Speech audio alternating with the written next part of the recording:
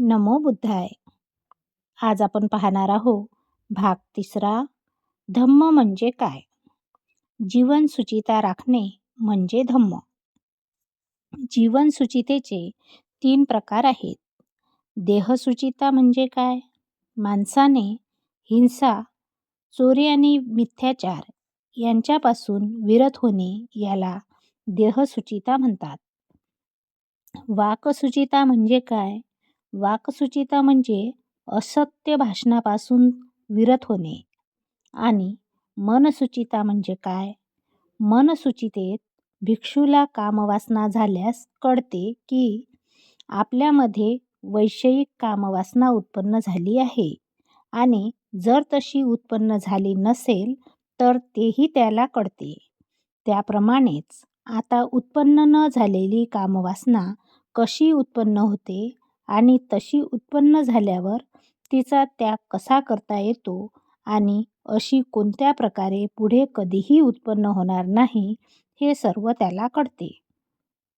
त्याच्या ठिकाणी द्वेष, व्यापाद उत्पन्न झाल्यास त्याला कळते.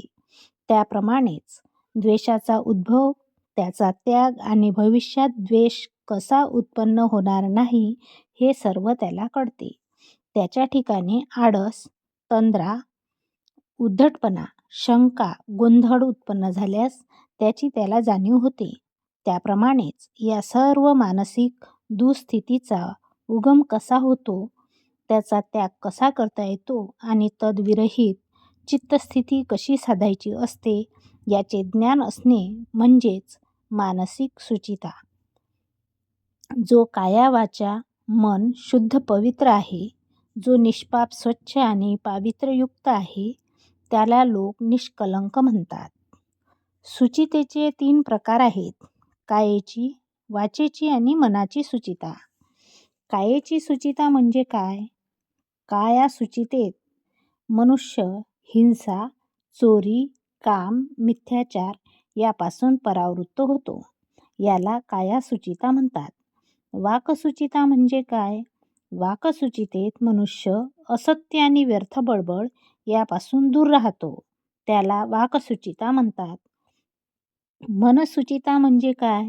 मनसुचितेत मनुष्य लोभ आणि ईर्ष्या यापासून परावृत्त होऊन सम्यक दृष्टी धारण करतो. याला मनसुचिता म्हणतात.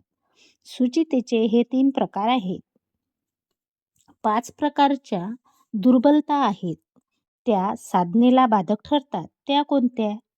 जीवहिंसा, चोरी, काममिथ्याचार, असत्य भाषण, आळस वाढविणाऱ्या मद्याचे सेवन. ह्या 5 दुर्बलता साधनेतील अपयशाची 5 कारणे आहेत. साधनेतील ह्या 5 बाधा दूर केल्यावर 4 प्रकारच्या सावधानतेचा, स्मृती उपस्थानांचा मनात उद्भव घडेल असे वागले पाहिजे.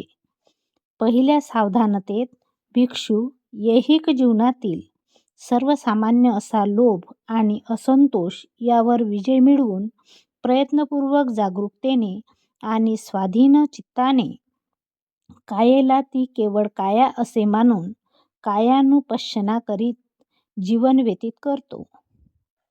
वेदनांना, फिलिंग्स, त्या केवळ वेदना आहेत असे मानून वेदनानुपश्यना करीत जीवन व्यतीत करतो. चित्त, हे चित्त आहे असे मानून चित्तानुपश्यना करीत जीवन व्यतीत करतो.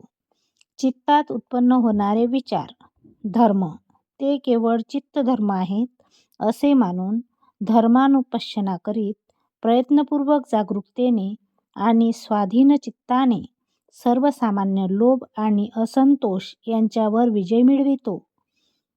जेव्हा साधनेतील 5 दुर्बलता दूर होतात तेव्हा 4 सावधानतांचा, स्मृती उपस्थानांचा उदय होतो. घात, अपयश 3 प्रकारचे आहेत. शीलघात, चित्तघात आणि दृष्टीघात. शीलघात म्हणजे काय? जीवहत्या, चोरी, कामभोगासंबंधी मिथ्याचार, असत्य भाषण, निंदा, कटुभाषण, व्यर्थ बडबड हे सर्व शीलघातात अंतर्भूत होतात. चित्तघात कोणत्या प्रकारचे असतात? लोभ आणि दृष्टपणा हे चित्तघात होत. दृष्टीघात कोणत्या प्रकारचे असतात? दृष्टीघातामुळे माणूस असा विकृत दृष्टिकोन स्वीकारतो की दान, त्याग, परित्याग यामध्ये काहीच गुण नाही, सदाचार आणि दुराचार यांना काही फल नाही, की त्याचा परिणामही घडत नाही. इहलोक नाही की परलोक नाही, आई नाही की बाप नाही आणि प्राणी श्रोतापन्नही नाही. या जगामध्ये ज्यांनी अत्युच्च शिखर गाठले आहे, पूर्णता मिळविली आहे, ज्यांना आपल्या आंतरिक शक्तीने या ऐहिक जगापलीकडल्या जगाचा साक्षात्कार झाला आहे आणि जे त्या जगाच्या अस्तित्वाची घोषणा करू शकतात, असे श्रमण आणि ब्राह्मण या जगात नाहीत, असे जे समजतात, त्या लोकांच्या ठिकाणी हे भिक्षू हो, दृष्टीघात झाला आहे असे समजावे. भिक्षूंनो, शीलघात, चित्तघात आणि दृष्टीघात या 3 घातामुळे प्राण्याला मरणानंतर दुर्गती प्राप्त होते. असे हे 3 घात आहेत. भिक्खूंनो, लाभ 3 प्रकारचे असतात. ते म्हणजे शीललाभ, चित्तलाभ, दृष्टीलाभ. शीललाभ म्हणजे काय? हिंसा, चोरी, मिथ्याचार, असत्य भाषण, निंदा, कटू भाषण, व्यर्थ बडबड यांच्यापासून परावृत्त होणे म्हणजे शीललाभ होय. चित्तलाभ म्हणजे काय? लोभ आणि दृष्टपणा यापासून दूर राहणे म्हणजे चित्तलाभ होय. दृष्टीलाभ म्हणजे काय? दान, त्याग, परित्याग यामध्ये काही पुण्य आहे, सदाचार आणि दुराचार यांची फळे आणि परिणाम भोगावे लागतात, इहलोक आणि परलोक आहे, आईबाप आणि श्रोतापन्न प्राणी आहेत, ज्यांना या जगापलीकडील दुसऱ्या जगाचा साक्षात्कार झाला आहे आणि जे तशी त्यांची घोषणा करू शकतात, असे श्रमण आणि ब्राह्मण आहेत, अशी दृढ समजूत म्हणजे दृष्टीलाभ. भिक्षूंनो, या समजुतीला दृष्टीलाभ म्हणतात. या 3 लाभामुळेच प्राण्याला शरीर नाशानंतर दैववान स्वर्गीय सुगती लाभते. भिक्खूंनो, असे हे 3 लाभ आहेत. अशा प्रकारे आज आपण धम्म म्हणजे काय, जीवन सुचिता राखणे म्हणजे धम्म बघितलेलं आहे. पुढच्या भागात आपण जीवनात पूर्तता साधणे म्हणजे धम्म होय हे बघणार आहोत. तोपर्यंत नमो बुद्धाय, जय भीम.